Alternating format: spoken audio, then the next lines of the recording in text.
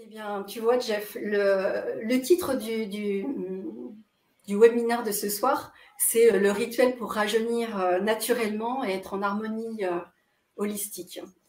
Et si je devais commencer mon histoire de vie, eh bien, je dirais que pour me présenter, je suis née vieille.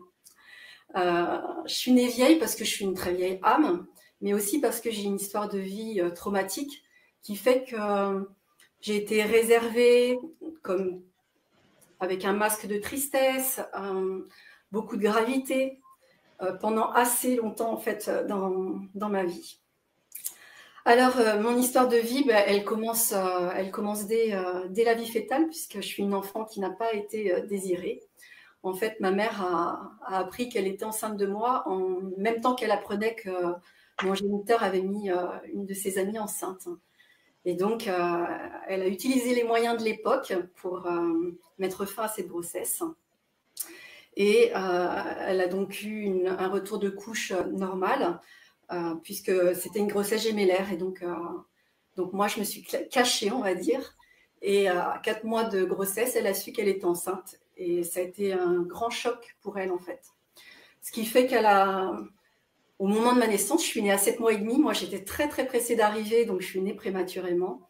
Donc voilà, elle a été, on va dire, en présence, et j'étais en présence d'elle un peu plus consciemment entre 4 mois de grossesse et puis 7 mois et demi.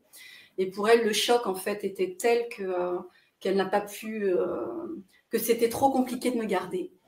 Donc elle m'a placée, voilà. Donc j'ai été élevée dans les premières années de ma vie par une femme qui accueillait les enfants de la DAS. Et ma mère est revenue, et c'est une grande chance. Elle est revenue me chercher un peu plus tard quand même, dans ma 3e année.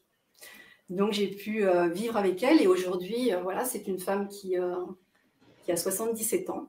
J'ai beaucoup d'affection pour elle et du mieux qu'elle peut, elle fait les transformations nécessaires elle aussi dans sa vie.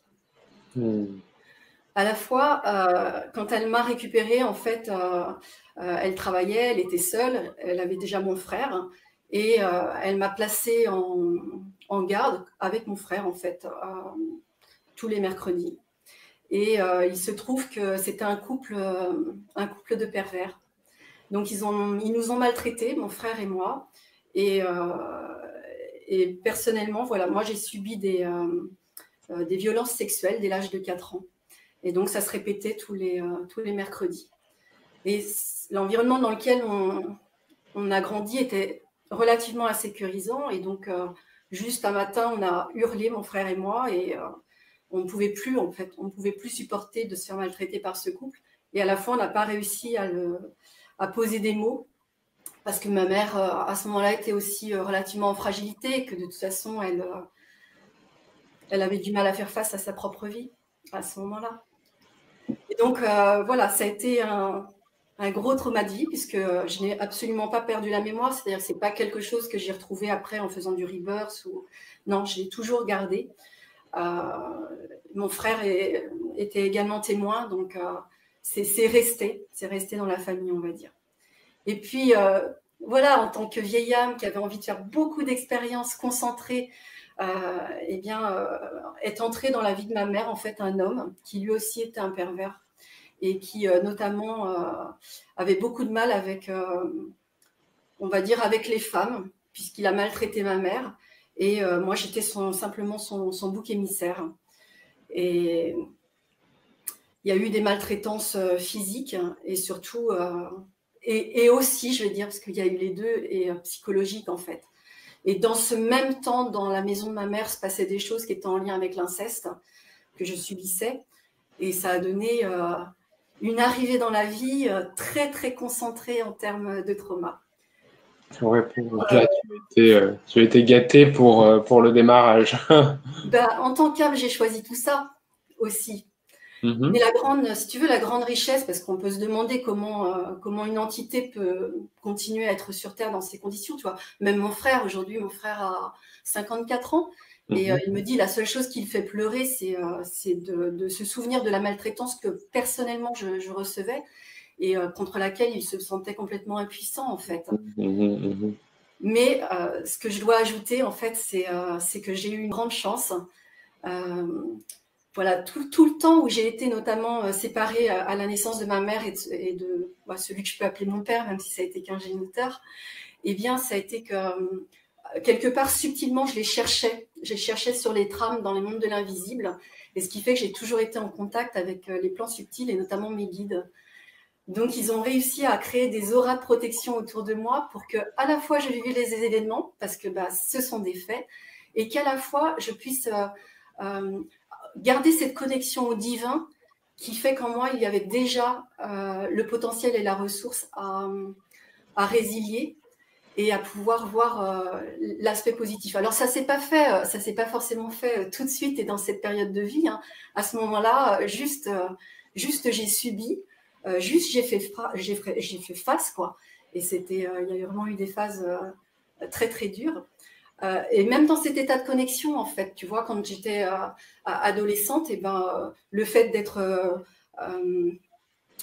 plutôt mal dans ma peau, en fait, ça faisait que je me connectais au bas astral. Donc, j'étais capable de marcher dans la rue, dans les transports en commun quand j'allais au collège, par exemple, et là, de voir que les personnes étaient malades ou qu'elles allaient mourir. Et donc, je voyais les entités qui étaient autour d'elles qui me donnaient des informations.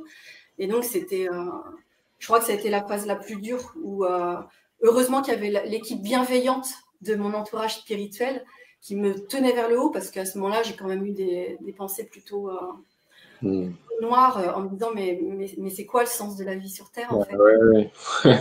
Donc, c'était assez traumatique. Mais j'ai eu un autre événement, bien sûr, qui est venu me mettre en mouvement, en fait. Un événement bien heureux, à travers de nouveau un événement un peu traumatique. Donc, à l'âge de 24 ans, donc à l'âge de 23 ans, j'étais déjà mère de ma première fille, parce que j'ai 4 enfants qui sont des jeunes adultes. Et peu de temps après la naissance de ma première fille, j'ai fait une fausse couche à 4 mois de grossesse. D'accord. Donc, assez symbolique par rapport à mon histoire de vie, qui est marquée quand même par le 4.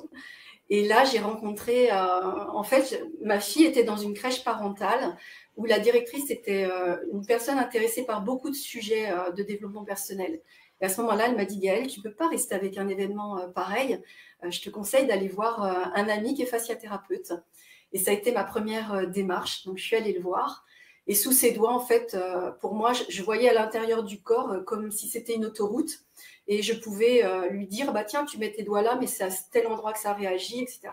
Et il m'a dit, mais Gaëlle, avec ce potentiel-là, il faut que tu en fasses quelque chose. Et donc, il m'a invitée à m'inscrire à cette formation de fasciathérapeute. Et donc, pendant 3 ans, j'ai suivi ces premiers enseignements, en fait. Ça a été vraiment ma première voie de passage et qui m'a ensuite emmenée à d'autres stages et d'autres stages pour aller me libérer de mon histoire, mais aussi à d'autres formations pour essayer, en fait, c'était de pouvoir mettre une plaque, parce que il faut bien t'imaginer qu'aujourd'hui, on parle de canal, on parle des guides, des anges, on parle de développement personnel, on parle de plein de choses, mais il y a 25 ans, ce n'était pas le cas du tout, en fait. Donc moi, j'étais juste une extraterrestre complètement incomprise. Et toutes ces capacités, en fait, je les avais très tôt dans la vie. Donc, je les ai eues. J'en parlais à ma mère quand j'ai eu 6-7 ans, justement, j'en parlais à ma mère. Elle m'a envoyée chez le médecin. Et là, on m'a mis sous Temesta. Parce que forcément, avec le potentiel que j'ai, je dors 3 heures par nuit, maximum. Hyper active. Voilà. Mais c'est même pas une hyperactivité, c'est que j'ai tellement d'énergie et de feu à l'intérieur que j'ai compris comment par mes routines justement et mes rituels personnels, j'ai compris comment on régénérait le corps et de quoi avait réellement besoin le corps au-delà des pensées limitantes ou des croyances que l'on peut avoir. Mais tu vois, j'ai rencontré un médecin à l'époque qui a dit à ma mère de me faire désenvoûter. Donc c'était ce qui se disait à l'époque.